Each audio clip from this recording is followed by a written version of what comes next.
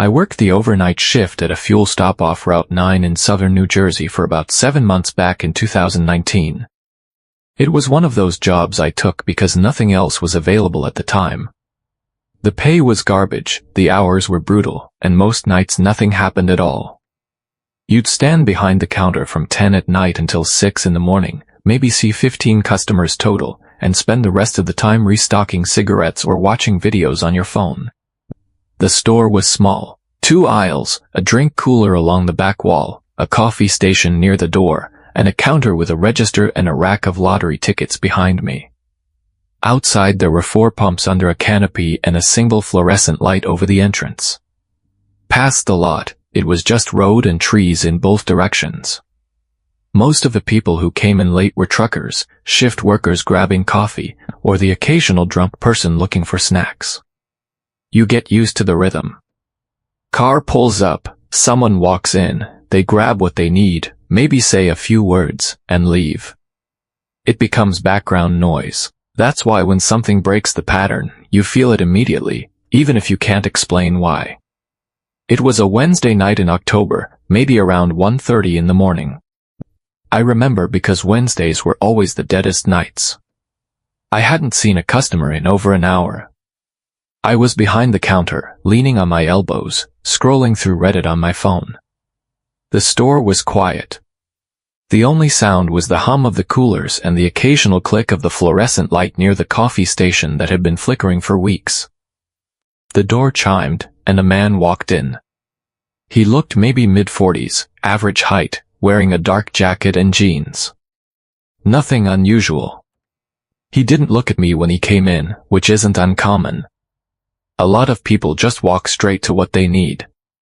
He went down the first aisle, the one with chips and snacks, and I glanced at him for a second before going back to my phone. A minute passed. Then 2. I looked up and he was still in the aisle, standing near the middle, not really looking at anything. He was just sort of facing the shelf, but his hands were at his sides and he wasn't reaching for anything. I figured he was reading labels or deciding what he wanted, so I didn't think much of it. I went back to my phone. After another couple of minutes I looked up again and he was in the exact same position. Same spot. Same posture. He hadn't moved at all. His head was tilted slightly, like he was looking at something on the lower shelf, but there was something about the stillness that felt off. It wasn't the kind of standing still where someone is thinking. It was more like he had just stopped. I said something like, "You finding everything okay?" just to break the silence. He didn't respond. He didn't move. I waited a few seconds and said it again, a little louder. Nothing. I set my phone down and came around the counter a few steps so I could see him more clearly. From a new angle, I could see his face a little better, and his eyes were open. He was staring at the shelf, but not really at it. More like through it. His mouth was slightly open. I thought maybe he was having some kind of medical episode. I asked if he was all right, and this time I said it firmly, almost like a command. He blinked. Then he turned his head toward me, slowly, and said, "Yeah." Just that. One word. Then he turned back to the shelf. He reached out, grabbed a bag of chips without looking at it, and walked toward the counter. He set the bag down, pulled out a $5 bill, and put it on the counter. I rang it up. He took his change. He left. I watched him walk to his car. It was a dark sedan, parked at the far end of the lot, not near any of the pumps. I hadn't heard him pull in. He got in, started the engine, and sat there. He didn't drive away. His headlights were off. He just sat there in the car in the dark corner of the lot. I went back to the counter and tried to shake it off. I told myself he was probably tired, maybe on something, maybe just a weird guy. It happens. I picked up my phone and tried to go back to scrolling, but I kept glancing out the window at the car. 20 minutes passed and the car was still there. 30 minutes. At about 2:15 I looked out again and the car was gone. I hadn't heard it leave. I hadn't seen headlights sweep across the lot. It was just gone. I checked the door to make sure it was working properly, which was a stupid thing to do because of course it was. I checked the back door that led to the storage room and the employee exit. It was locked. I checked it twice. The rest of the shift was quiet. Nothing else happened. But when I came in the next night and checked the outdoor security camera footage from the previous shift, something I never usually did, I saw something that made my stomach drop. The camera that faced the lot showed his car pulling in at 1:14 in the morning. But he didn't get out right away. He sat in the car for almost 12 minutes before he came inside. Just sitting there, in the dark, facing the store. And after he left the store and got back in his car, he didn't leave after 20 or 30 minutes like I thought. The timestamp showed he sat there until 4:47 in the morning. Almost 2.5 hours. Just sitting in the dark lot, facing the store where I was alone inside. I never saw him again after that. I don't know who he was. I don't know what he wanted. And I realize nothing technically happened, but I've never been able to fully explain why someone would do that, and it still crosses my mind sometimes when I'm alone somewhere late at night. There's a difference between someone being strange and someone watching you for hours without a reason you can understand. This happened in 2021 when I was 23. I was working at a small gas station and convenience store outside of Dayton, Ohio. It was independently owned, not a chain, and the building was old. The kind of place where the floor tiles were cracked and yellowed and the ceiling had water stains nobody ever planned to fix. There was a single camera inside the store, mounted behind the counter and aimed at the front door and the first few feet of the nearest aisle. There was one more camera outside, pointed at the pumps. Both fed into a small monitor behind the counter, split screen, black and white. The footage was grainy and the frame rate was low, so everything on it moved in a kind of choppy, stuttered way. I worked the closing shift 3 or 4 nights a week. My shift ran from 6 in the evening to 2 in the morning. The owner would come in around 6:30 or 7 the next morning, so from 2 to 6, the store was closed and empty. I'd lock up, set the alarm, and leave through the back. One night in March I was closing up as usual. I turned off the coffee machine, wiped down the counter, took out the trash, and locked the front door at about 10 after 2. I did a quick walk through the store, checked the back door, set the alarm on the panel near the rear exit, and left. Normal night. Nothing out of the ordinary. The next evening I came in for my shift and the owner was there, which was unusual because he usually left before I arrived. He was sitting behind the counter watching the monitor. He looked up at me when I walked in and asked me if I had let anyone in after closing the night before. I told him no. He asked if I was sure.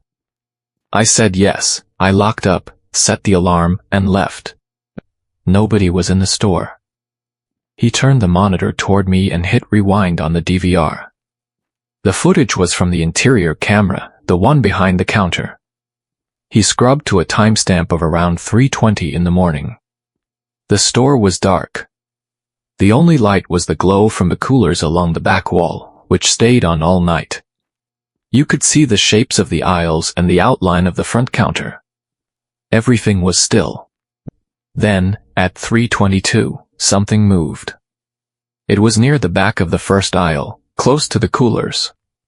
At first I thought it was a glitch, because the footage was so grainy and choppy, but he played it again, slower, and I could see it clearly. A figure stepped out from behind the far end of the aisle and stood in the open space near the coolers. It was a person. They were just standing there, in the dark, in the closed store, at 3:22 in the morning. The alarm had not gone off. The doors were locked. I had checked. The figure stood there for almost 40 seconds without moving, then stepped back behind the aisle and out of the camera's view. That was it. The rest of the footage showed nothing. No movement, no doors opening, nothing until the owner arrived in the morning. He asked me again if I was sure nobody had been inside. I told him I was sure. I told him I did the walkthrough like I always did. He didn't seem angry, just unsettled. He checked the alarm log, and it showed the alarm was set at 2:11 a.m. and disarmed at 6:48 a.m. when he arrived. No triggers. No breaches. We called the alarm company. They confirmed the system had been armed and functioning all night. No entries, no motion triggers, no faults. He checked the back door. Still locked. The front door, still locked. No broken windows. Nothing disturbed in the store. Nothing missing. He rewound the footage again and we watched it 3 more times. Each time, the same thing.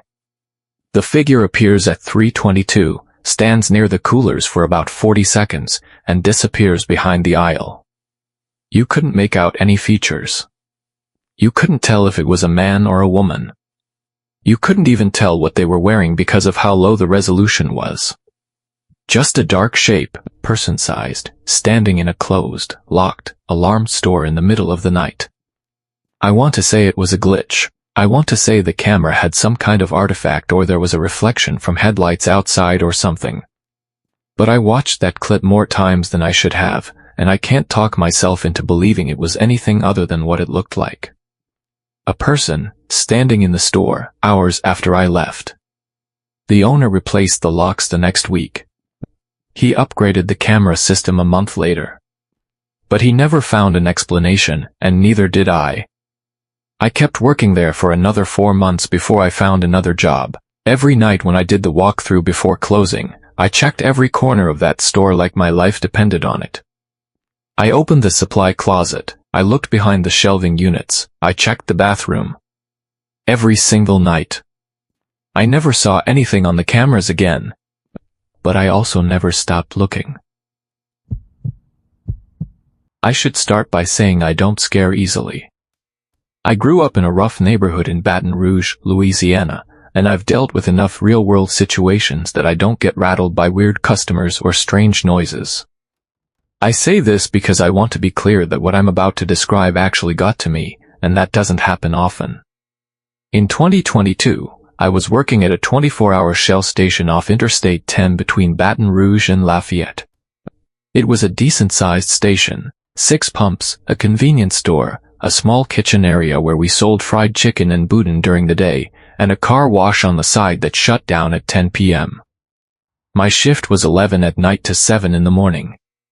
There were usually 2 people working overnight, but the other guy, Marcus, had called out that night, so it was just me. The station sat right off the highway, but the exit wasn't a busy one. Between midnight and 4 in the morning, you'd get maybe a handful of customers. Most of them just paid at the pump and never came inside. The store had big glass windows across the front, which during the day was fine, but at night it meant anyone outside could see in perfectly while I could barely see past the pump canopy. Behind the store there was nothing. Just a gravel strip, a drainage ditch, and flat open land for miles. The night started normal. I had a few customers between 11 and midnight. A woman buying a phone charger. A guy in a work truck filling up. A couple of teenagers getting energy drinks. After midnight it slowed down. By 12:45 it was just me. Around 1:15, a white van pulled into the lot. Not a commercial van. No logo, no markings. Just a plain white cargo van, the kind with no rear windows. It pulled past the pumps and parked on the far side of the lot near the car wash, which was dark and shut down. The driver killed the lights. I noticed it because it was parked in a strange spot. If you're getting gas, you pull up to a pump. If you're coming inside, you park near the entrance. This van was parked as far from the entrance as possible, in the darkest part of the lot. I waited for someone to get out.